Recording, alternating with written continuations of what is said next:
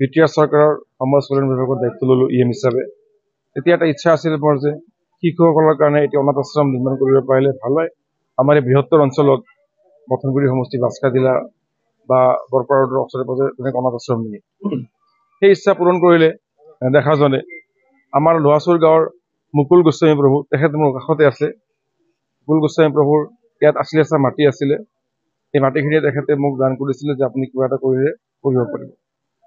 গুৰুদেৱৰ ইচ্ছামতে এই মাটিখিনি যেতিয়া পালো, তেতিয়া আমি আমাৰ বিভাগৰ পৰা 3 মহলীয়া এটি শিশু আশ্ৰম অৰ্থাৎ অনাথ আশ্ৰম নিৰ্মাণ কৰাৰ কাৰণে, চিলড্ৰেন হোম নিৰ্মাণ কৰাৰ কাৰণে যোৱা 22 চনতে পলিচি লৈছিলো আৰু ইয়াৰ নিৰ্মাণ হৈ উঠিল।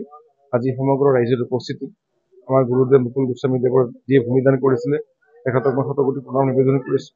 তেখেতৰ উপস্থিতিত আজি আমাৰ বিভাগৰ বিষয়া কৰ্মচাৰীসকলৰ উপস্থিতিত আজি এই মথনগুৰি সমষ্টিৰ লোহাৰপুৰস্থিত এই 3 মহলীয়া যি অনাথ আশ্ৰম চিলড্ৰেন হোম, জয়গুৰু শিশু স্নেহালয় নামৰ এই চিলড্ৰেন হোমটো, অনাথ আশ্ৰমটো আমি উন্মোচন কৰিলোঁ।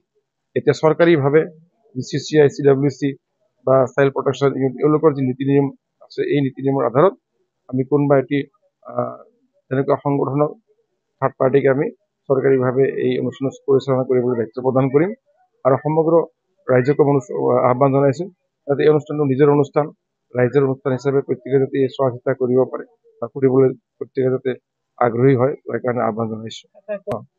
অনাথ আশ্ৰমৰ এক নিয়মে যিবোৰ অনাথ শিশু ইয়াত থাকিব, পিতৃ মাতৃ নোহোৱা বা গৃহহীন, তেওঁলোকৰ থকা খোৱা শিক্ষা সম্পূৰ্ণ বিনামূলীয়াকৈ কৰা হ'ব।